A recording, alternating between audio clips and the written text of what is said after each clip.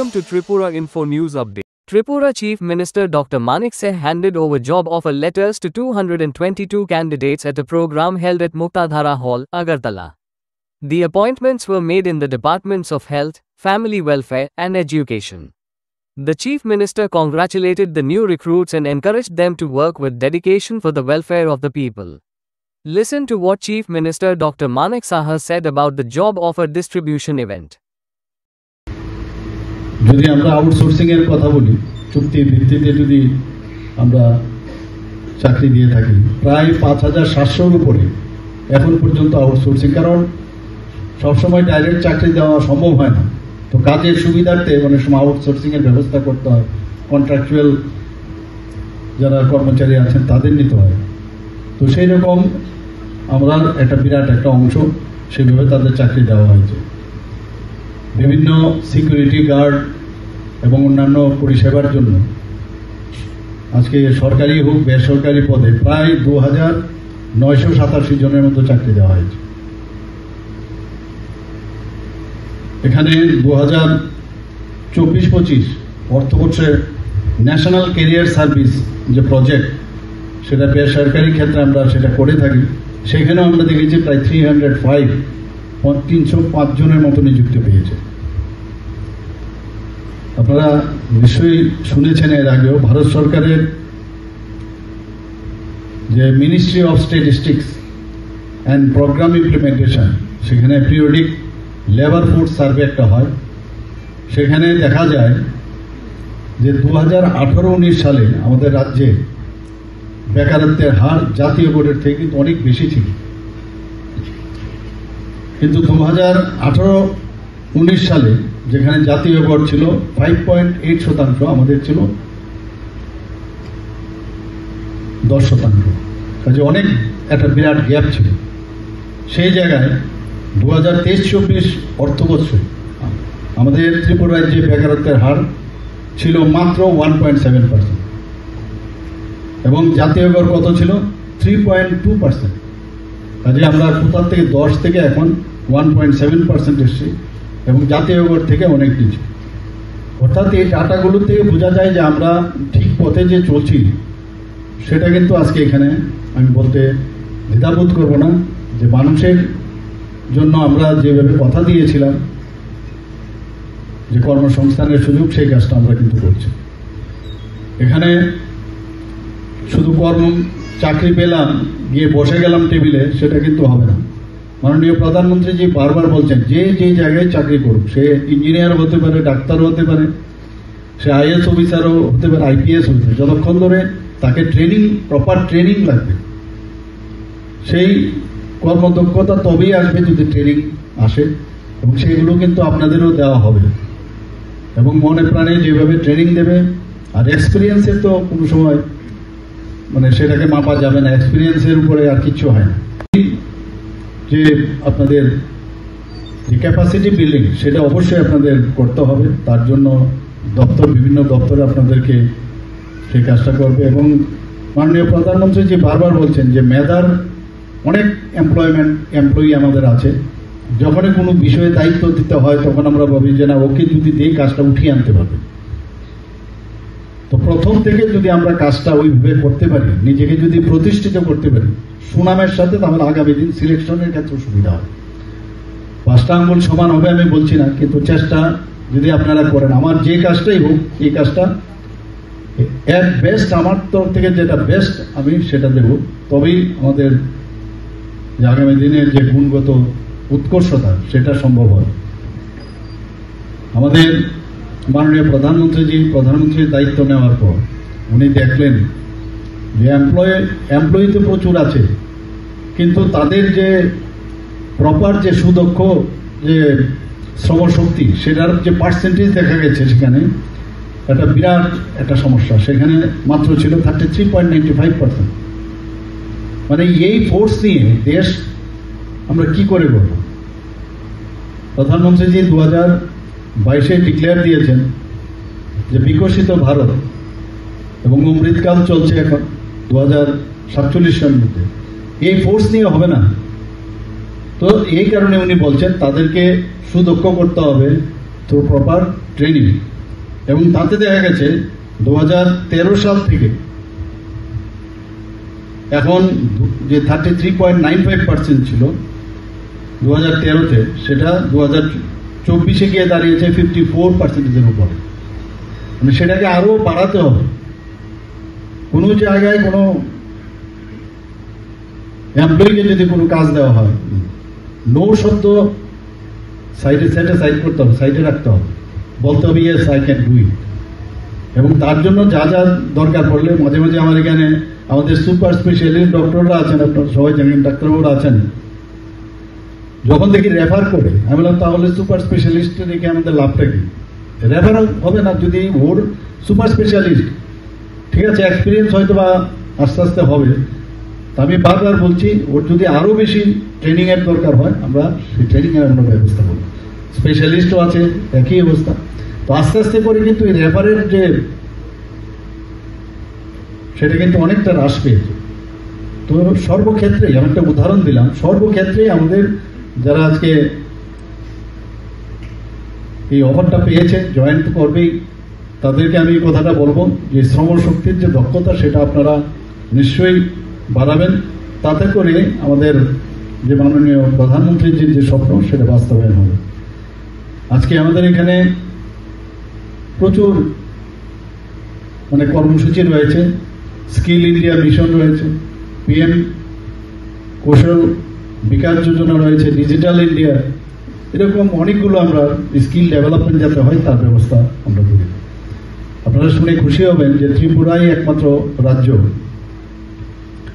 যেখানে ক্যাবিনেট থেকে ত্রিস্তরীয় পঞ্চায়েত পর্যন্ত অফিস হয়েছে, এবং অফিস অন্যান্য জায়গায় খালি মানে সাব ডিভিশনাল লেভেল পর্যন্ত হয়েছে, কিন্তু 3 টায়ার পঞ্চায়েত হয়নি। এবং আমাদের যারা অফিসার থেকে শুরু করে সমস্ত কর্মচারী খুব অল্প সময়ের মধ্যে সেটা করতে পেরেছে। তো আপনারা সেই সুযোগ পাবেন। আপনাদের যারা অগ্রণী ভূমিকা আগেই নিয়েছেন তাদের আপনাদের জন্য প্ল্যাটফর্ম তৈরি করেছে। আপনারা সেই কাজটা মানে আপনাদের জন্য আরো ইজি হয়ে গেল। আমরা বারবার বলছি যে খাতাপত্র নিয়ে যে হারে অফিসের মধ্যে আগে দেখতাম যে কালচার, প্রচুর ফাইলের পর ফাইল, সেগুলোকে এখন ডিজিটাইজ করা হচ্ছে। আলমারি থেকে ফাইল এখন মুছে যাচ্ছে, সব জায়গাও বাড়ছে, এবং সেখানে এখন এই ধরনের ফাইল থাকাতে, এবং সেই ফাইলগুলো সূক্ষ্ম মানে এগুলো অনেক প্রপারলি সেগুলোকে রাখা যায়, নষ্ট হয় না সেগুলো। ফাইল তো মাঝে মাঝে খাতাপত্র থাকলে, কাগজের মধ্যে লেখা থাকলে সেগুলো ছিঁড়েও যায়, খুঁজেও পাওয়া যায়। আমরা এখন পর্যন্ত শুধু মানে উন্নয়নের ক্ষেত্রে যদি আপনারা বলেন, প্রচুর কাজ আমাদের ত্রিপুরা সরকার করেছে। আপনারা নিশ্চয়ই শুনেছেন যে শিক্ষার ক্ষেত্রে আমরা ন্যাশনাল এডুকেশন পলিসি, মাননীয় প্রধানমন্ত্রীজি 29শে জুলাই 2020-তে উনি ডিক্লেয়ার করেন ন্যাশনাল এডুকেশন পলিসি। কস্তুরী রঙ্গন নেতৃত্বে একটা কমিটি করেছেন, কারণ যতক্ষণ ধরে এডুকেশন ভালো না হবে, স্ট্রং না হবে, কোনো কিছুই ভালো হবে না। আপনারা যারা আজকে পরীক্ষা দিয়ে পাশ করেছেন, প্রপার এডুকেশন আছে বলেই আজকে সেটা সম্ভব হয়েছে। তো সেই জায়গায় দাঁড়িয়ে আজকে আমাদের ত্রিপুরাতে কিছুদিন আগে আপনারা শুনেছেন 23 জুন আমাদের ত্রিপুরা পূর্ণ স্বাক্ষর রাজ্য হিসাবে আমরা ঘোষণা করেছি। আগে আমরা পূর্ণ স্বাক্ষর রাজ্য হিসাবে মানে কি খালি একটা সাইন করলে হবে সেরকম অবস্থা না। ইউনেস্কোর কতগুলো গাইডলাইন্স আছে যে কি কি বিষয়ে তার পড়াশোনা থাকতে হবে, কিভাবে তার কথা বলার, কোনো হঠাৎ করে তাকে একটা বিষয় বলা হলো চ্যালেঞ্জ হিসাবে তার মধ্যে সে মানসিক অবস্থান আছে কিনা, বলতে পারে কিনা, এরকম অনেকগুলো ক্রাইটেরিয়া।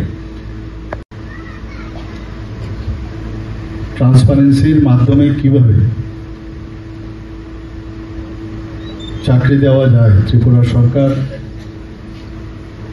একটা দৃষ্টান্ত বিগত কয়েক বছর ধরে রেখেছে।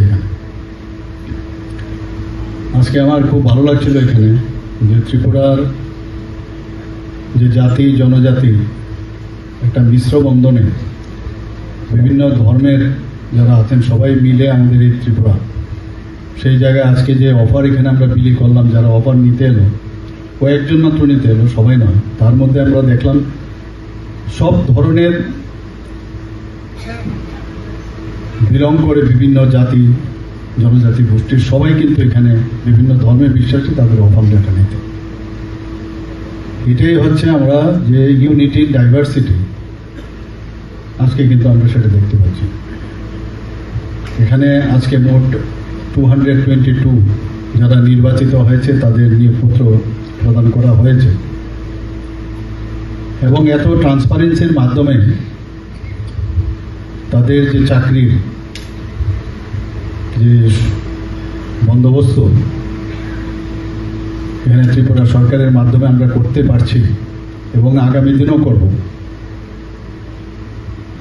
এবং তাদের যে কঠোর পরিশ্রম, সেই কঠোর পরিশ্রমের জন্যই এই সফলতা এসছে। এবং যারা আজকে এখানে 222 ক্যান্ডিডেট যারা অফার নিতে এসছেন তাদেরকে আমি এবং তাদের সকলের পরিবারকে, তাদের পুরো ফ্যামিলিকে আমি আন্তরিক অভিনন্দন ও শুভেচ্ছা জানাচ্ছি।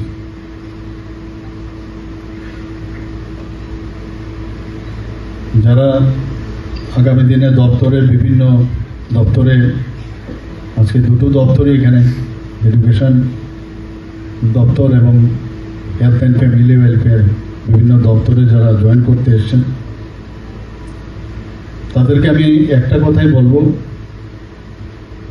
যে জয়েনিংয়ের পর কেন্দ্রীয় সরকারের এবং রাজ্য সরকারের যে বিভিন্ন কর্মসূচি এবং সেগুলো কিভাবে বাস্তবায়িত করা হয়, একটু কনসেন্ট্রেট করে আমার মনে হয় বাস্তবায়িত যদি করা যায় তবেই সাধারণ মানুষের সেটা কাজে আসবে। আমরা অনেক সময় চাকরি পেলাম, এটা যেন না হয়। চাকরি, আমরা তো মানুষের প্রতিনিধি, কিন্তু আপনারাও কিন্তু আরেক দিক দিয়ে প্রতিনিধি, কারণ মানুষের কারণে কিন্তু আপনারা চাকরিটা পেয়েছেন। কাজেই মানুষকে ফিরিয়ে দেওয়ার যে একটা প্ল্যাটফর্ম আপনারা পেয়েছেন, এই সুযোগ কিন্তু সবসময় আসবে না। আমরা যে গত কয়েক মাস ধরে আমি বলবো আমরা যে অফার বিলি করেছি এর মধ্যে বিভিন্ন দপ্তরে, সেখানে এখন পর্যন্ত ডাইন হার্নেস শুদ্ধ 19,484 জনকে আমরা চাকরি প্রদান করেছি। এত বড় একটা নাম্বার। আমরা জানি যে কারোর বাড়িতে আজকে চাকরি হলে শুধু তার ব্যক্তিগত লাভালাভির বিষয় না, পুরো ফ্যামিলির মধ্যে একটা আনন্দের বন্যা কিন্তু বয়েছে। ছোট ছোট বাচ্চাকে নিয়ে ওইখানে আমি দেখলাম এসছে এখানে। তো আমরা সবাই বুঝি একটা চাকরি বা কর্মসংস্থান একটা ফ্যামিলির জন্য কত ইম্পর্টেন্ট। ত্রিপুরা সরকার চেষ্টা করছে বিভিন্নভাবে, বিভিন্ন যেসব দপ্তরগুলো আছে যেখানে এখনো ভ্যাকেন্সি রয়েছে সেগুলো ফিল আপ করার জন্য আমরা পুরো দমে আমরা চেষ্টা করছি। আজকে যারা লাইব্রেরিয়ান প্রায় 107 জনের মতো, তাদেরকে অফার দেওয়া হবে বা দেওয়া হয়েছে কিছু কয়েকজনকে। লোয়ার ডিভিশন ক্লার্ক 15 জনকে এবং গ্রুপ ডি 2 জন, মাল্টিটাস্কিং স্টাফ 98, টোটাল 222। এটা বিরাট সংখ্যা। তো এতগুলো ক্যান্ডিডেট যখন এই ত্রিপুরা সরকারের সাথে যুক্ত হবে, যারা এতদিন ধরে অফিসে গেছেন এবং টেবিলের যারা অফিসাররা আছেন বা যারা কর্মচারীরা আছেন সেখানে, তাদের টেবিলের সামনে আপনারা ছিলেন। আগামী দিন কিন্তু আপনারা টেবিলের মধ্যে বসবেন, অন্যরা আবার আসবে, এবং সেখানে যখন বসবেন যারা এতদিন ধরে আপনারা যেভাবে গেছেন তাদের বিষয়টাও কিন্তু, যেভাবে আপনাদের ওখানে যাওয়ার কতবার গেছেন, আমরা আমাদের ছেলে মেয়েদের আমরা যেটা পাইনি সেটা দেওয়ার ব্যবস্থা করি। তদ্রূপ আপনারাও যখন সেখানে গেছেন, তাদের কি সমস্যা, আপনাদের কি হয়েছিল, সেই সমস্যাটা মনে রেখে যারা আগামী দিন আপনাদের কাছে আসবে বিভিন্ন বিষয়ে, সেই সমস্যার নিশ্চয়ই আপনারা মনোযোগ দিয়ে সেই কাজটা করুন। আমাদের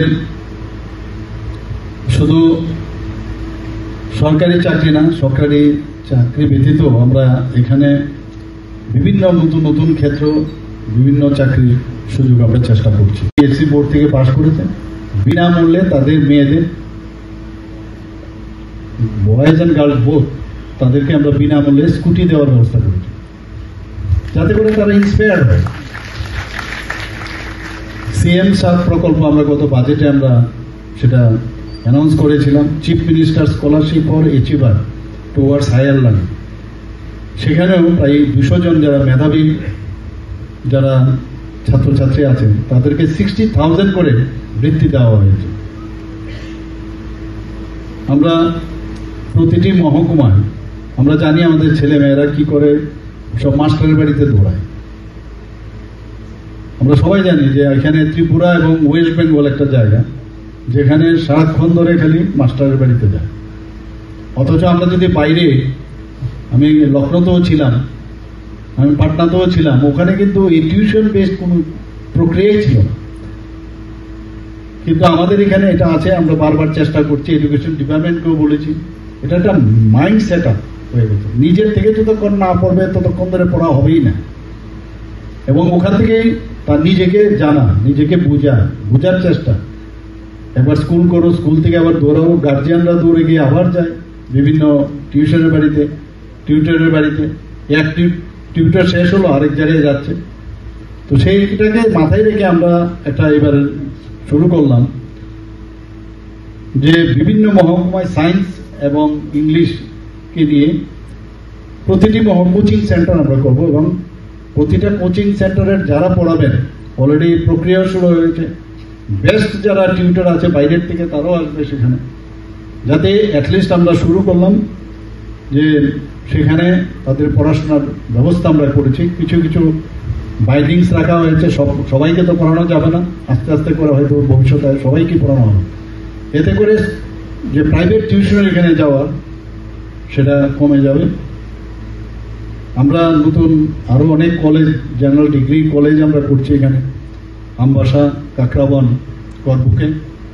এবং কম্পিটিটিভ এক্সামের জন্য আপনারা জানেন যে কম্পিটিটিভ এক্সাম হয়, স্টেট ব্যাংকের একটা গত বছর সেখানে পরীক্ষা দেওয়ার জন্য রাস্তার মধ্যে, যদিও সে এক্সামিনই ছিল না, কিন্তু অ্যাক্সিডেন্ট হয়ে মারা গেছে। তো আমরা এই বিষয় মাথা রেখে, আমাদের গভর্নমেন্ট অ্যাকাউন্টেবলের গভর্নমেন্ট এবং রেসপন্সিবল সরকার, তো সেই কথা মাথায় রেখে আমরা এখানে যে কম্পিটিটিভ এক্সাম সেন্টার উদয়পুর এবং আগরতলা এবং আমবাসাতে করছি, যাতে সমস্ত যে মহকুমা বা যে সাব ডিভিশনগুলো আছে সেখানে কভার করে। আমরা এখন পর্যন্ত ইনফ্রাস্ট্রাকচার যদি কথা বলি, ইনফ্রাস্ট্রাকচার ডেভেলপমেন্টের জন্য জানুয়ারি থেকে জুন এই কয়েক মাসের মধ্যে আমার বিভিন্ন জায়গায় আমার যেতে হয়, এভরিডে কোথাও না কোথাও প্রোগ্রাম থাকে। এই 6 মাসের মধ্যে, 5 থেকে 6 মাসের মধ্যে যে ভিত্তিপ্রস্তর কালকেও আমি করেছি 2-3 জায়গায়, এবং উদ্বোধন 638 কোটি টাকার আমি বিভিন্ন স্কুল, হাসপাতাল সেগুলো আমি করেছি। আপনারা বাজেটে আপনারা দেখেছেন এইবার 2018-তে থেকে এখন পর্যন্ত যে রাজ্যের যে নিজস্ব কর এবং করের বাইরেও যে বহির্ভূত কর, এখানে কিন্তু অনেক বেশি। মানুষ আগে কর দিতে চাইতো না, ট্যাক্স দিতে মনে করে যে আমি রোজগার করবো, আমি কি ট্যাক্স দেবো। এখন মানুষ বুঝতে পারছে যে আমার ট্যাক্স যদি আমি দিই সেটা আমার রাজ্যের এবং দেশের উন্নতিতে কাজে আসবে। তার জন্য বৃদ্ধি হয়েছে প্রায় 236%। এটা বিরাট বিষয়। আপনারা নিশ্চয়ই বারবার আমি একই কথা বলি, আমরা যে সঠিক দিশায় আমরা চলছি। নর্থ ইস্টার্ন জোনের মধ্যে আমরা জিএসডিপি অর্থাৎ স্টেট যে জিডিপি, সেটা কিন্তু আসামের পরে আমরা সেকেন্ড হাইস্ট, এবং আমরা সারা ভারতবর্ষের মধ্যে one of the smallest state, 3 number position আমরা আছি। শুধু তাই নয়, পার ক্যাপিটা ইনকাম যদি আমরা দেখি, এখানে সিকিমে আপনারা জানেন সেখানকার যে ক্লাইমেটের কারণে বহু মানুষ সেখানে যায় এবং সেখানে যে পার ক্যাপিটা ইনকাম আমাদের থেকে বেশি। তো নর্থ ইস্টার্ন জোনে হাইয়েস্ট হচ্ছে সিকিম অ্যান্ড সেকেন্ড হাইয়েস্ট আমরা ত্রিপুরা, সেটা মনে রাখতে হবে। এবং গত বছর আমাদের বাজেট অনলি 25,000 কোটি টাকা আমরা রেখেছিলাম। বাজেটের অর্থ হচ্ছে আগামী দিনে আমরা কত চাকরি দেব, কত ডেভেলপমেন্ট করব, রাস্তাঘাট, বিভিন্ন স্বাস্থ্য হোক, খেলাধুলার বিষয়ে হোক, এগ্রিকালচারে হোক। সেখানে 27,000 কোটির থেকে গত বছর আগের বছর ছিল বাজেট, আর এইবারের যে বাজেট আমরা সেখানে 32,000 কোটি টাকা এবার রেখেছি, অর্থাৎ 1 লাফের জাম্প দিয়েছে।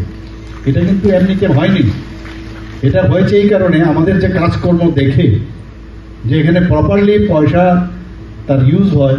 তো সেন্ট্রাল গভর্নমেন্ট মোদিজি বুঝেছেন যে ওনাদেরকে পয়সা দিলে প্রপারলি সেটা ইউটিলাইজ হবে, এবং আগামী দিনে আপনারা এই কাজটা যখন সততার সাথে করবেন তা আমাদের পক্ষেও সুবিধা হবে, যে মিডল ম্যান বা মাঝখান থেকে করাপশনের যে বিষয় চলে আসে সেটা যেন না হয়।